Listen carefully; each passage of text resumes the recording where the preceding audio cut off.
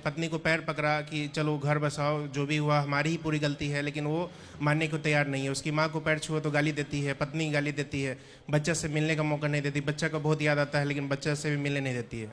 YouTube पर channel को subscribe कर लीजिएगा। जय श्रीमन नारायण, जय श्री राधे राधे राधे। गुरुजी के प्रिय भक्तों, उत्तर प्रदेश के वृंदावन में आयोजित धर्म और आध्यात्मिक चर्चा के दौरान एक शख्स ऐसा भी आया जो ये कहता है कि वह आर्मी में है और मेरे साड़ू की दखलंदाजी के चलते मेरा दाम्पत्य जीवन बर्बादी के कगार पर आ गया है।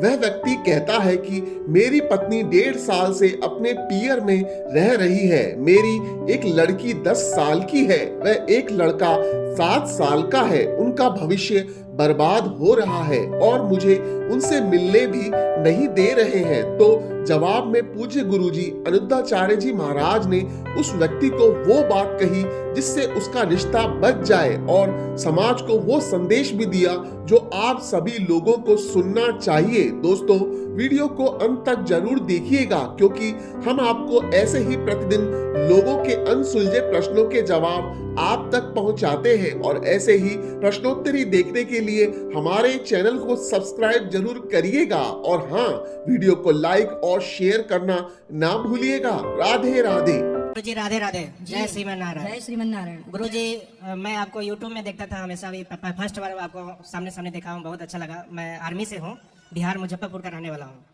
और मेरे परिवार फादर मदर सिस्टर दिसंबर महीने में आए थे जो आपके दर्शन किए और दर्शन किए। सुबह शाम पूजा पाठ करते हैं, गौरी गोपाल का पूजा पाठ होता है। हम भी घर में 2 महीना पहले छुट्टी गए थे तो 4 बजे से ही पूजा पाठ होता है, तो हमें भी बहुत अच्छा लगा। तब से मैं आपका कथा देखता हूँ सब, और हमें भी बहुत अच्छा लगा जो हम आपका दर्शन के लिए आए। गुरुजी, हमारे लाइफ में बहुत समस्या चल रहा है। हमारी पत्नी है, 2 बच्चे हैं, 10 साल की एक लड़की है खुशी कुमारी, एक ज्ञान कुमार है 7 साल का। पत्नी है, शादी का 11 साल हो गया, लेकिन 1.5 साल से हमारी पत्नी को बच्चे को मिलने का मौका नहीं मिलता है। बच्चे का बहुत याद आता है लेकिन तो आपकी पत्नी आपसे अलग रहती है क्या?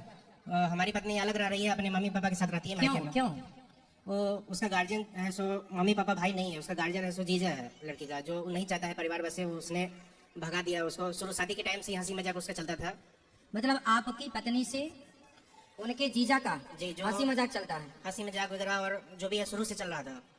तो पत्नी तो आपके साथ जब थी तब तो अच्छी थी। हाँ थी, साथ अच्छी थी। जब मैं समझाता था तो समझती भी थी, और कुछ टाइम झगड़ा हुआ जो सोती रह जाएगी, स्कूल में बच्चे को नहीं भेजेगी तो हम गुस्सा करते थे। तो ऐसे करके वो भी गुस्सा की, हम भी गुस्सा हुए थे। इस मैटर पे वो घर में फोन की तो उसको जीजा को पता चला तो उसका जीजा भगा दिया और वो अपने मायके आ गई। हम साथ में रहते थे जोशीमठ में, आर्मी में। तो फिर आपकी पत्नी से अब आपकी बात नहीं होती? नहीं बात होती है सर। और बच्चे से भी मैं अभी भी छुट्टी जा रहा हूँ, अभी 2 महीने पहले भी गया था, काफी कोशिश किया, गया भी पत्नी को ह्यूमन राइट को लेके भी गया था साथ में। पत्नी को पैर पकड़ा कि चलो घर बसाओ, जो भी हुआ हमारी ही पूरी गलती है, लेकिन वो मानने को तैयार नहीं है। उसकी माँ को पैर छुओ तो गाली देती है, पत्नी गाली देती है, बच्चे से मिलने का मौका नहीं देती, बच्चा का बहुत याद आता है लेकिन बच्चा से भी मिलने नहीं देती है। उसका भाई है, सो बच्चे को गोदी भी लिया तो उसका भाई छीन ले रहा है, गाली गलौज कर रहा है। किसका भाई? लड़की का भाई, जो हमारी मैडम है भारती कुमारी, उसका रंजन नाम है उसका छोटा भाई का। आपका साला? जी जी तो कितने 1.5 साल से घर में है? जी सर, 1.5 साल से। तो आपने उसके जीजा को फोन लगा के बोला कि भाई तुमने हमारा घर क्यों बिगाड़ दिया? जीजा को बहुत कोशिश किया, प्रयास किया, वो मानने के लिए तैयार नहीं है। तो उसका जीजा मतलब आपका साड़ू हुआ ना? सारू हुआ, जो हमारी बड़ी सिस्टर, हमारी मैडम की बड़ी सिस्टर का जो पति है। उसको सारू बोलते हैं सर। वो नहीं चाहता है परिवार वैसे, गार्जियन वही बना है उसके घर का। अच्छा, मुखिया वही बना? जी, और हर जगह लाइजनिंग है, नेतागिरी करता है आरजीपी में। देखो एक बात बता दूं आपको, रिश्ते तब टूटते हैं जब आप दोनों के बीच में कोई तीसरा बाहर वाला इंटरफेयर कर देता है। रिश्ते टूटने की वजह क्या है? जब आपके पर्सनल मैटर में, आपके पर्सनल जीवन में कोई बाहर का तीसरा जब इंटरफेयर करता है, जब वो प्रवेश करता है आपके जीवन में, तो रिश्ते टूट जाते हैं।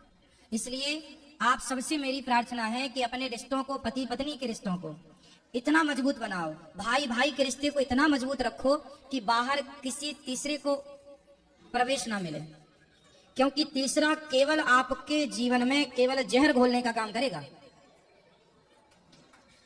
अब देखिए, जरा सा मौका मिल गया मंथरा को, तो एक रात में उसने विष घोल दिया। एक रात में, एक रात भी पूरा नहीं मिले इसको, मतलब 2-3 घंटे में ही उस मंथरा ने कैकेयी के जीवन में जहर घोल दिया। इसलिए कैकेयी और दशरथ जी दोनों मिलके बात कर लेते तो क्या ये आग लगती वनवास की? लेकिन मंथरा की बात में कैकेयी आ गई और दशरथ जी पांव पकड़ रहे, जैसे ये बोले ना कि मैं अपनी पत्नी के पांव पकड़ रहा था, ऐसे दशरथ जी भी पांव पकड़ के बोले थे, कैकेयी मैं तेरे पांव पकड़ता हूं, मैं तेरे पांव छूता हूँ, मैं भरत को राजा तो बना दूंगा, पर राम को यदि तुमने वनवास भेजा तो मैं मर जाऊंगा।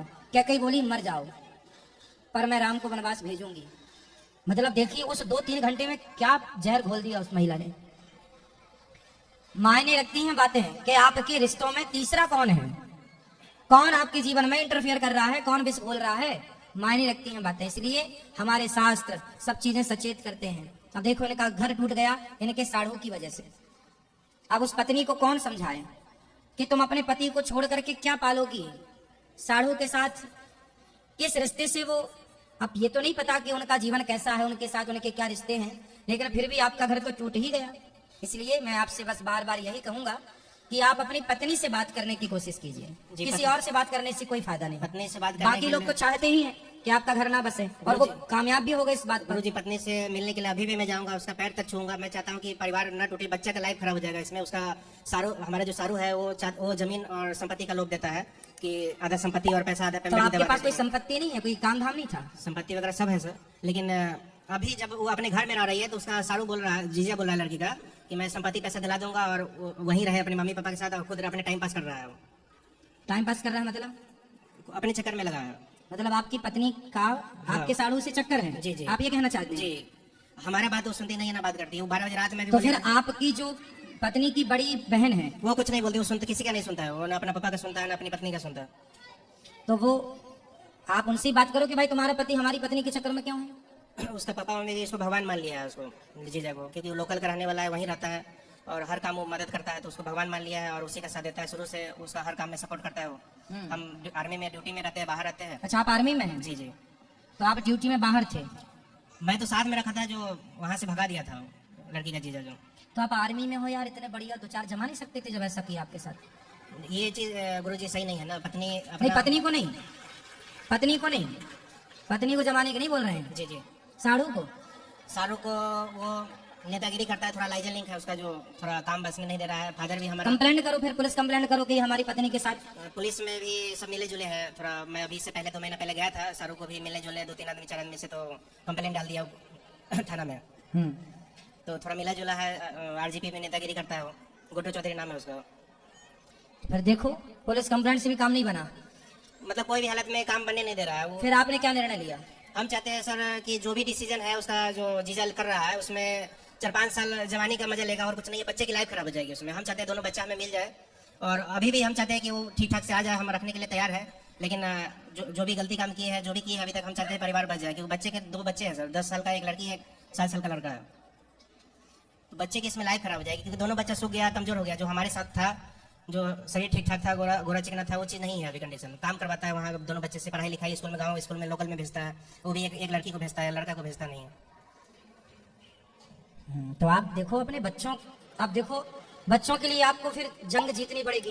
भगवान राम यही तो कह रहे हैं जी। कि सीता को हर के लंकापति ले गया, पर राम उस लंकापति को सीता माँ को वापस ले आए। हर पति का धर्म है अपनी पत्नी को वापस लेके आए। यदि वो किसी चंगुल में है तो आप उसे आजाद कराइए।